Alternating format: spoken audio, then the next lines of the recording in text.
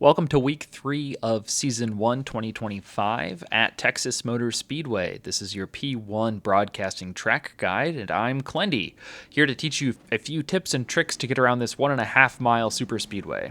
You will take the warm-up lap and the green flag lap pretty easy. Don't worry about hitting the white line, just focus on being smooth with the steering wheel and not putting excess heat in your tires. You will need to be able to modulate the weight jacker for the different ends of the speedway. Turns 1 and 2 are very flat, and turns 3 and 4 are very banked.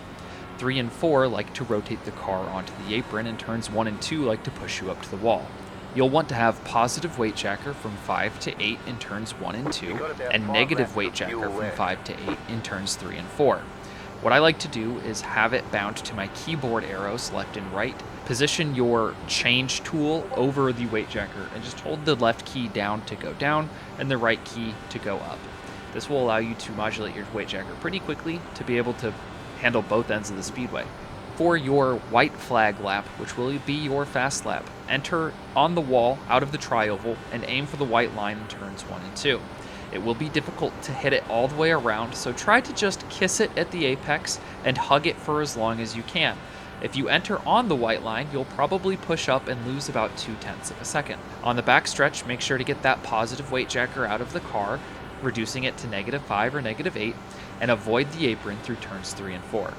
Your time should be somewhere around a 25.2 or a 25.185. I think the really fast guys this week might be able to find a way to run a tenth or two faster than that, so be prepared to start mid-pack with my advice. Qualifying and the race will use the same ARBs. You'll have a 6 front bar and a 1 rear bar. As the track cools and gets darker and later into the night, you can reduce the front bar to a 5 or perhaps a 4 if you're in heavy traffic and want to preserve the right front tire. Running in traffic and passing in Texas will be difficult. The leader or the car with the clean air will try to run the bottom on both ends of the speedway. Do what you can to find clean air and cross them over on exit. You can see here, I race with my teammate pretty cleanly and pretty aggressively. We both swap lanes and play nicely and unnicely through some of these corners. What you need to focus on is keeping your wheel turned as little as possible to not scrub momentum through the corners, and to keep as much momentum forward going down the straightaways. Use the draft to your advantage. This car setup has a lot of drag, and it allows the trailing car to make up a lot of ground on each straightaway. On the front stretch, it will be very difficult to use that extra momentum to your advantage, as the inside line is much shorter through this D-shaped dogleg. On the back stretch, you can make a bold move to the inside or the outside. Be prepared for the leader to block a move to the inside or crowd you to the top of the track on the outside. Here you can see me build a run down the backstretch and use that momentum through 3 and 4 to draw side by side through the straightaway. I will not lead this lap and I would not win this race. It is possible, however, I believe, to pass a slower car in this manner.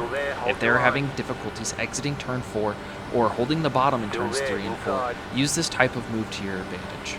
Here you can see an aggressive crossover on the exit of turn 2.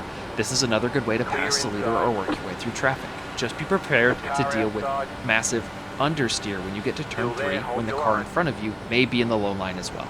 Here's another attempt at that outside pass through 3 and 4. 5th gear is just not quite long enough to use effectively down the backstretch if you have a big run. Make sure to shift into 6th when you're following someone in the draft. Make sure that they hit the bottom and avoid the apron, and if you see them getting squirrely, give them plenty of space. Again, you'll see me looking left here to see if I would lead this lap or lead the race, and again, I'm not quite there, but it is a little closer.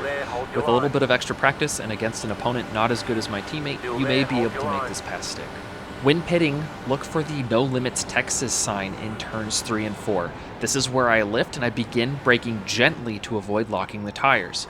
Get all the way down to 45 miles an hour, which is the crawlingly slow pit road speed here at Texas, and make sure that you have your tires and fuel set appropriately. At 1.5 miles like this, if you run in the draft, you will get much better fuel economy than if you're running by yourself. If you're trying to undercut to get to the lead and have to run through clean air, you will be short on fuel to the end. Make sure to never trust auto fuel. A general good rule of thumb is to add an extra half or gallon and a half, depending on how much distance is left in the race, in order to make sure you make it to the finish. Pit road exit is very slick.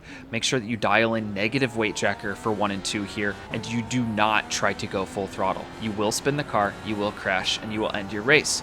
Be very ginger until you get to the blue cone and hammer down and bring it home. Those are my tips for this week at Texas. If you have any questions, let me know in the comments below.